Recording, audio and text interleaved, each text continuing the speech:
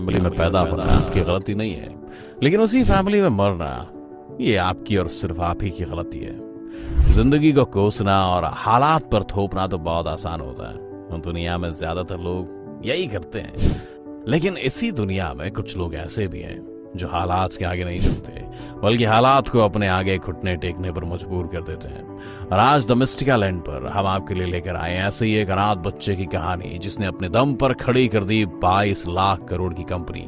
जी हाँ, 22 लाख करोड़ की कंपनी। तो चलिए शुरू करते हैं। Louis Vuitton. जी हाँ, आज हम इसी के बारे में बात करेंगे। ये कंपनी भी है और इंसान भी। वो इंसान जिसने अपने दम पर खड़ी की वो कंपनी जिसकी वैल्यू आज $30 बिलियन यानी कि 22 लाख करोड़ से भी ज्यादा है। लेकिन 22 लाख करोड़ की इस कंपनी की नींव रखने वाले इंसान के पास बचपन में अपने सर ढकने के लिए छत तक नहीं थी। दोस्तों, हम लोग कामयाब लोगों को देखते हैं तो उनकी शोहरत, बुलंदी और मकाम को देखते हैं, लेकिन उस मकाम तक पहुंचने के लिए वो जिन जिन मुश्किलों से गुजरता है उनके बारे में बहुत कम लोग ही जानते हैं। आज मैं आपको लुई वुइटन की वो कहानी बताने जा रहा हूं जो आपने आज तक नहीं सुनी होगी। चलिए वक्त में थोड़ा पीछे चलते हैं। ये बात है 19वीं शताब्दी की, जब एक बच्चा जिसके पास रहने के लिए ना घर था ना खाने के लिए खाना, उसके पास कुछ था तो सिर्फ एक सपना कामयाबी का, सपना शोहरत की बुलंदी का। अब जिंदा रहने के लिए खाना चाहिए और खाने के लिए पैसे, और पैसे कमाने के लिए लुई कारीगरों और आर्टिस्टों के साथ काम किया करता था। उसमें उसे पैसे तो सिर्फ इतने ही मिलते थे कि बस 2 वक्त की रोटी का इंतजाम हो सके, लेकिन हुनर उसे वहां वो मिला जिसकी बदौलत उसने आज ये $1 बिलियन की एक कंपनी खड़ी की। बचपन। लुई वुइटन का जन्म 4 अगस्त 1821 को फ्रांस के आंचाई के एक गरीब परिवार में हुआ।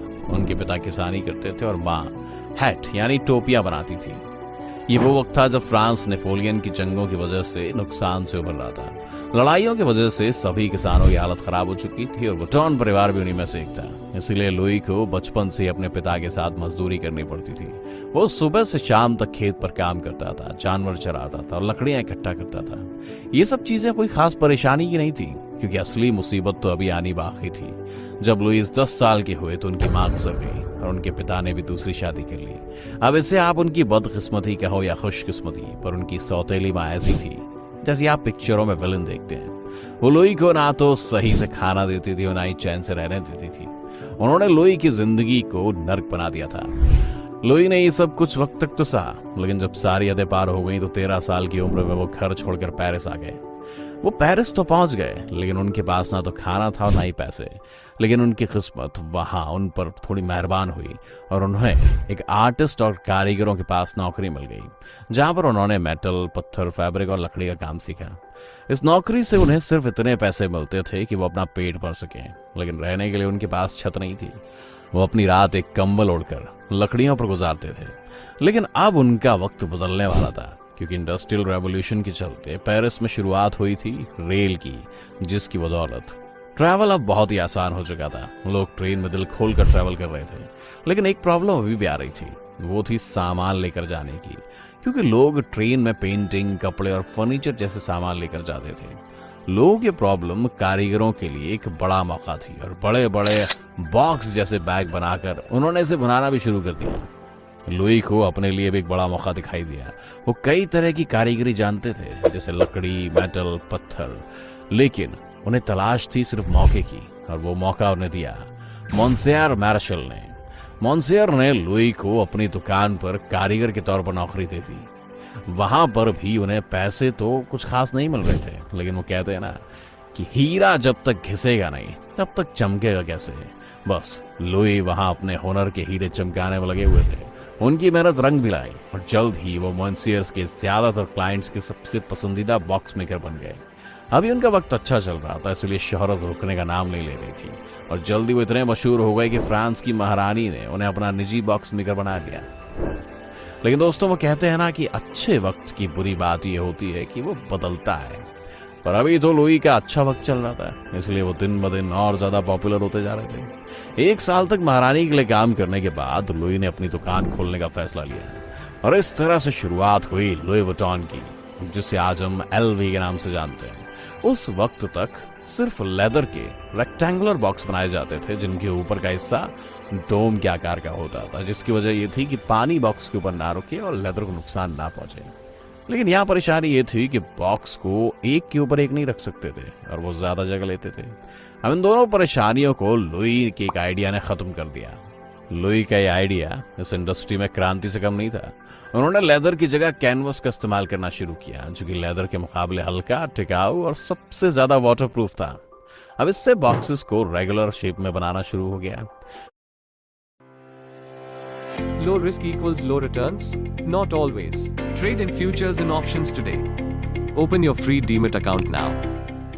Investments in securities market are subject to market risks. Read all the related documents carefully before investing.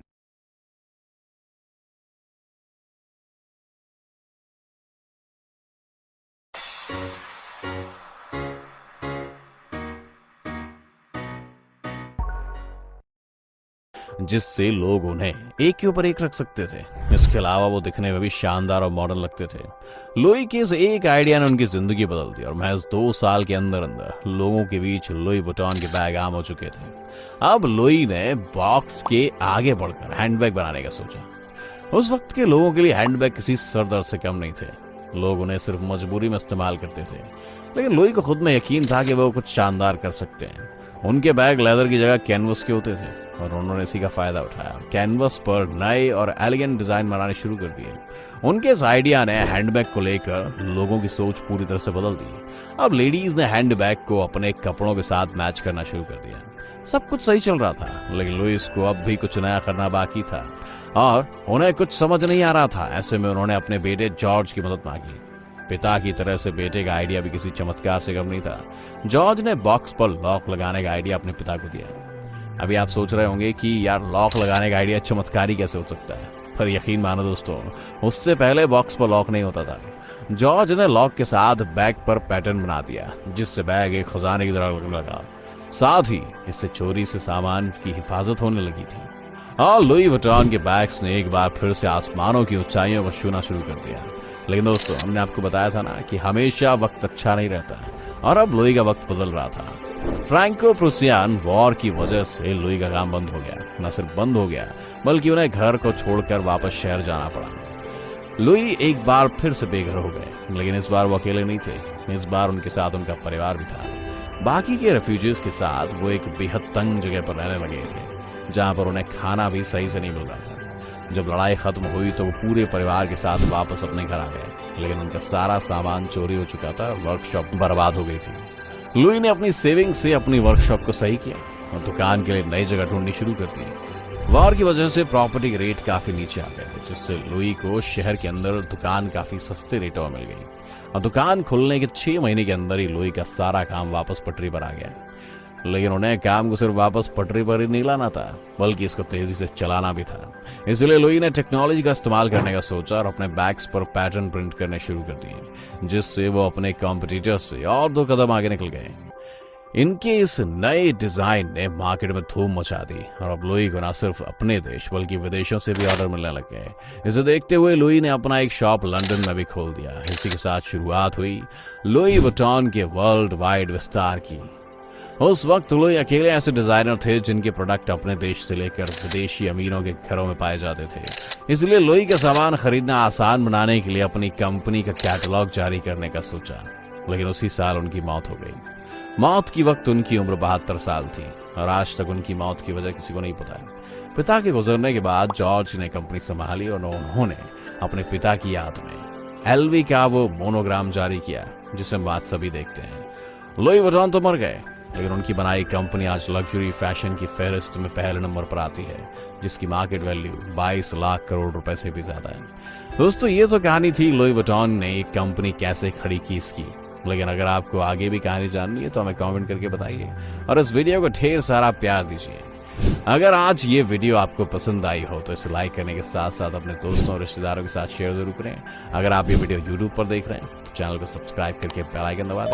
अगर आप ये वीडियो फेसबुक पर देख रहे हैं तो पेज को जल्दी से लाइक करें। फिलहाल के लिए इतना ही। अभी के लिए दीजिए हमें इजाजत। आपसे मुलाकात होगी अगले वीडियो में। शुक्रिया।